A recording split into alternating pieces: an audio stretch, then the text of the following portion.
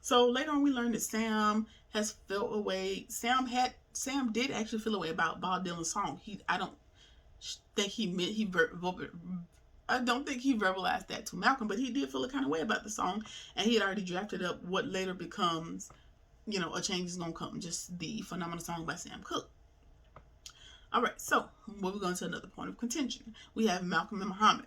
They're kind of getting into it at another point because Malcolm wants out of the Nation of Islam while he has essentially been priming Muhammad up to join. So Muhammad is like, okay, so I feel used. Like, you've been being my friend and all this other stuff in order to join the nation, but you on the way out. So what was the point? Are you just using me for the nation's agenda, or what's the problem?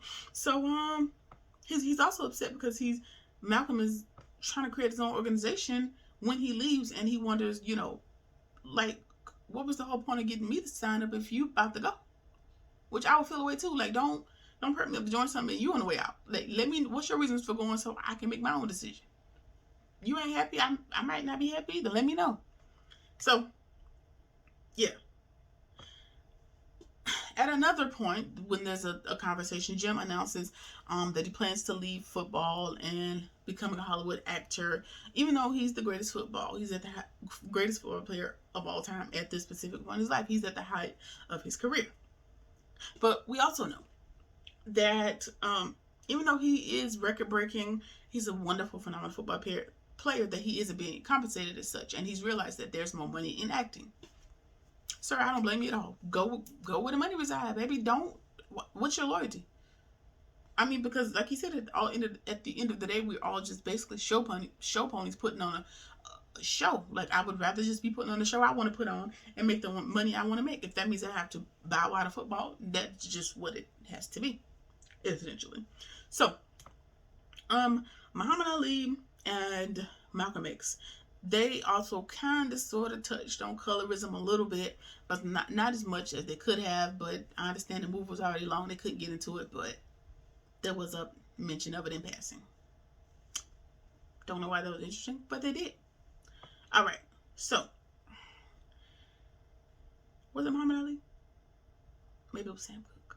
Could have been Muhammad Ali. Jim Brown? Somebody was talking about colorism with Malcolm X. Go watch the movie and tell me who, because I can't remember. All right, so let's jump into the aftermath of said meeting in Miami. In the aftermath of the meeting, a lot of things shifted for all of these gentlemen. I can't say that it was solely based on the meeting. I don't, know that there was any major findings that they would have come to in order to change their whole trajectories of life, because I feel like some of them had already been on the track. Like Sam, he had already been working on his masters and doing these type of things, and Jim Brown, he had already been getting ready to take on movies. He just decided to retire once he was being threatened when he didn't get to football camp on time. So in the aftermath of this meeting, Cassius Clay officially announces that he is Muhammad Ali and will be joining the Nation of Islam. Major shift, like I said, for a 25-year-old that has to give up a lot of the things that come with being a successful athlete that, he's been enjoying thus far. Major sacrifice, but worth it to him. All right, so Sam Cooke, he performs A Change Is Gonna Come. And unfortunately, he performs A Change Is Gonna Come kind of on a whim on The Tonight Show. But unfortunately, there's no actual footage that can be found from what I was able to find in my research. So if you happen to be there on that night, you were pretty lucky, because it's the only time he's ever performed it live, because he died after, hadn't performed on The Tonight Show. So there's no actual accounts of him performing it live, unfortunately. If you can find it, tag it and let me know, because I'd love to see it. All right, so Sam Cooke performed it. There's no footage, but he got killed a year later in a motel in Los Angeles under some suspicious circumstances. That would be a whole nother YouTube video in itself, but I'm just gonna say, at some points in this country, when you have become successful as a group of people or an individual, there are entities that put things or people in your path that lead to your demise. That's all I'm gonna say on that. All right, so Malcolm X. After the meeting, Malcolm X officially splits with the Nation of Islam. His house is firebombed, and he completes his autobiography. Unfortunately for him, he was also assassinated almost a year to the date of that meeting that they had in Miami. Okay, Mr. Jim Brown. He officially announces his early retirement from football while he was on the set of a really big movie. The name escapes me. I can't remember.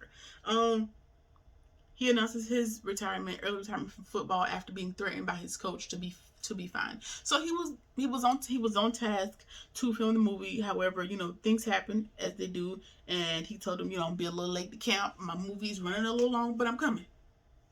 Spare me, I'm coming.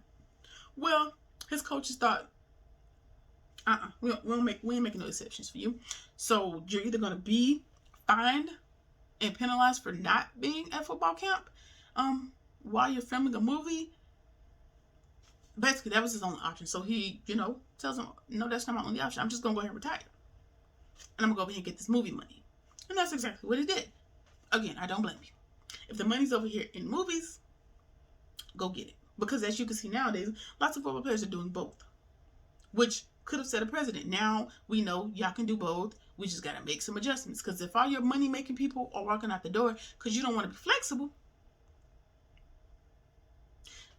you don't want to take the hit in your pocket, now do you? Because this is where you make money as owners of teams and things, and coaches. That you make your money off of these black backs. So I'm sure they figured it out now. But I digress. All right, so that was basically the gist of One Night in Miami. So I just want to sum it up and give my little, 1-2 cents, my little half cents on the situation. So this is my thoughts on that One Night in Miami. Though I understand Malcolm X's sentiments in wanting the men to utilize their platforms to the betterment of black people, I also understand their reservations, because we have seen time and time again what's happened when our martyrs, when our spearheads, when our leaders try to use their platforms to do the exact same things. Malcolm, your life would be a testament to said thing. So would Dr. King. So would lots of others. So I can understand the reservation. Like, I'm really just trying to feed my family. I ain't trying to be nobody's hero. I ain't trying to die for the cause. Let me tell you why. Another reason why. Because it's cool. It's cool to put the weight on somebody else. But what's your contribution? For example, if I was a Sam Cooke fan and I tell him, you need to be making political statements in your music and and he loses everything as a result. So all the white people that love support him, stop booking him. He ain't making no more money. He's made the ultimate sacrifice, right? What was mine? I made no sacrifice. So I understand, I wouldn't know if I'd be willing to do it on such a grand scale. Again, I feel like Sam made his contributions as he best saw fit. May not have appeased Malcolm, but tis what it is.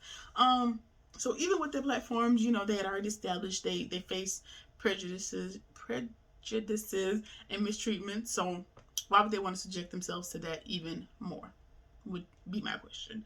All right. So I know this video is long, but I took a really long time making these notes, so I'm just gonna keep going. All right. So moving right along. So I went above and beyond. So after this, I was like, okay, we had the meeting.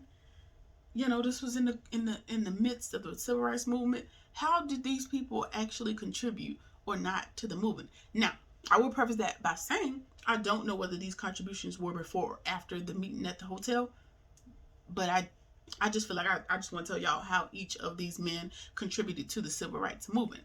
And it's important to me because some of these things happened before the meeting, some happened after, but everybody did what they deemed necessary for their community, and I appreciate it.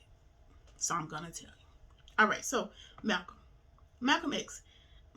X encouraged black people to basically protect themselves from white aggression by any means necessary. Putting him directly opposite of Martin Luther King Jr.'s message Don't know why that's interesting. But that so his, when he left the Nation of Islam, he ended up creating his own Black Power movement and all that good stuff. So that, you know, grand contribution to the civil rights movement, in my opinion. All right, Sam Cooke. So after hearing Bob Dylan's song, he sat down. He created A Change Is Gonna Come, but there were things leading up to that. What he did is he sat down with students at the sit-ins in North Carolina. Go look them up. I ain't got time to tell you all of them. He went and talked to students that sat at the lunch counter sit-ins in North Carolina, and he was inspired by what they heard.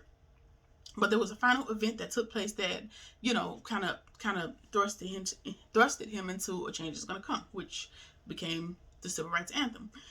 Is when he attempted to check into a hotel in Louisiana, and they refused him. They had confirmed his confirmation over the phone, but back then, I guess they couldn't tell he was a black man, or they didn't know who Sam Cooke was, or whatever the issue was. They didn't know who he was over the phone, so they booked his reservation, and he showed up to check in, and they were like, no, yellow black stuff not coming in here. So he refused to leave, and was arrested. So he had a little Rosa Parks moment as well. And what he was afraid of, he was afraid of alienating his white supporters, but he knew that he had to do something. So this is where A Change Is Gonna Come. That is where that song comes into fruition. And that song goes on to become the civil rights anthem, becomes the anthem to the civil rights movement. So he continued to perform the song at sit-ins and marches, and he was invited to things by MLK, Martin Luther King Jr. And interesting tidbit, the song was also played at Malcolm X's funeral. I guess like a little full circle moment. And more recently, it was played at the inauguration of President Obama. So his still made his own contribution in his right. Even prior to that moment, he owned his own record label. He signed black artists. So he did it his way. He wasn't out there on the front lines. You know what I'm saying? He wasn't out there boycotting. I think he did at a certain point. But, he wasn't doing it in a way that would have appeased Malcolm, but he did it his way. All right, so moving on, Jim Brown. All right, so during a time when black people were severely oppressed, Jim was able to break through and become the best running back in the league, and to ever play the sport, period, in my opinion. So much of his post NFL career has been spent on like social justice and programs and things of the sort. So again, his own individual contributions. He went on stating that, actually in more recent times, he went on record stating that he does not kneel during the national anthem, and nor will he ever. So he may have been the Kaepernick before Kaepernick. I don't know the timeline. Again, I didn't get that deep into the research. I don't know if he did it before or after. I don't know who did it first, but that is his stance. He founded his own production company, which basically motivates minorities to participate in movie making, which is also very good because we are underrepresented and underappreciated in that market as well. So that is great. He founded the Black Economic Union, which encouraged black-run enterprises and which encouraged black-run enterprises, athletic clubs, and youth programs. So just all black everything, basically. That program has since been shut down, but I'm sure it did its due diligence while it was still running. Founded Vital Issues, and that promotes like life management skills, self-help type things, counseling to gang members and inmates, which is also an underserved market. So definitely a contribution to the community. In more recent times, however, Mr. Jim Brown. Y'all give me a minute. In more recent times, Mr. Jim Brown has identified himself as a Trump supporter. I don't know what to do with that information. Y'all do with that information what you will. All right, so moving on to Muhammad Ali. Muhammad Ali has, he's been vocal. His biggest opposition as far as civil rights, civil unrest. I guess the topic of this section wouldn't be like civil rights movement, but I guess just kind of social type programs or things that these people have been doing to help their communities out since said meeting. Muhammad Ali has been very vocal on his opposition in black people joining the military to the point that he went to jail for it. When he was drafted to the Vietnam War in 1957 and refused to go. He believed that the war was another way that the government was forcing black people to do the dirty work for them because black people were being disproportionately drafted at much higher rates than their white counterparts. And he was one of the first people to be vocal about this topic. And as a veteran myself, I don't blame him. I don't blame him at all. And he is absolutely right. Got them people doing dirty work. That's all I'm going to say on that. All right, so as a result of his opposition to the Vietnam War and refusing to go even though he was drafted, he was banned from boxing for I think 3 years and stripped of all his titles. Why would y'all strip him of his titles? What would have been the point? You can't take back that he's undefeated in what he was. You can't take back the fact that he was a world champion. Like that, I mean, you can take this little trophy, but I still did what I did. So, child, whatever. So that was, their type of social implications, that, the way that they kind of stood up for their people, in my opinions. All right, we're wrapping it up. So what I'm going to do now is pose questions to you guys. And I want y'all to drop y'all answers in the description bar.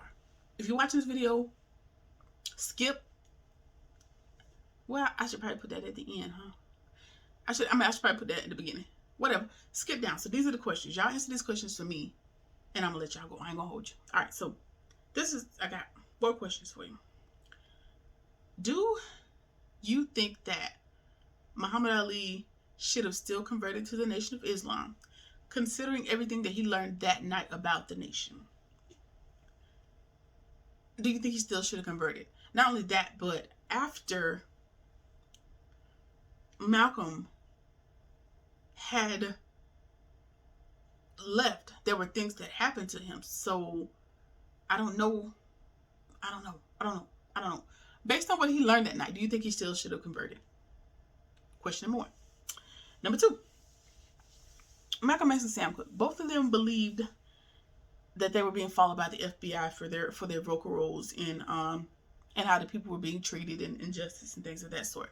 Do you think that this meeting was a catalyst for them later being assassinated? Let me tell you why. Malcolm X was assassinated almost a year to the date of that meeting. Sam Cooke, a year and however long, a year and some change after, also killed, assassinated. So do you think that this meeting was a turning point for whoever decided to conspire against these people? Tell me. All right, then Jim Brown. Do you think that he made a good decision to retire from football and go into the movies at the height of his career? Was that what he should have taken from Malcolm's meeting? Because when it comes to Jim Brown, like, his role in this meeting is still confusing to me, because I don't know what his role would have been. You know what I mean? There wasn't no refusing to kneel for what would have been the Star Spangled Banner back then. So I don't. What do you think should have been his takeaway? Is that his takeaway? Create your own path. Do what you want to do. Don't be bound to the football. All right. One last question. Do you think that performers, people with a large platform, influencers, things of that sort, do they have a social obligation? Do they have a social obligation? Basically, that's the end of the question. So that has been my review / historical perspective on One Night in Miami. Like, share, comment, subscribe. Let me know if there are any questions or concerns, and I'll see y'all in the next video. Peace.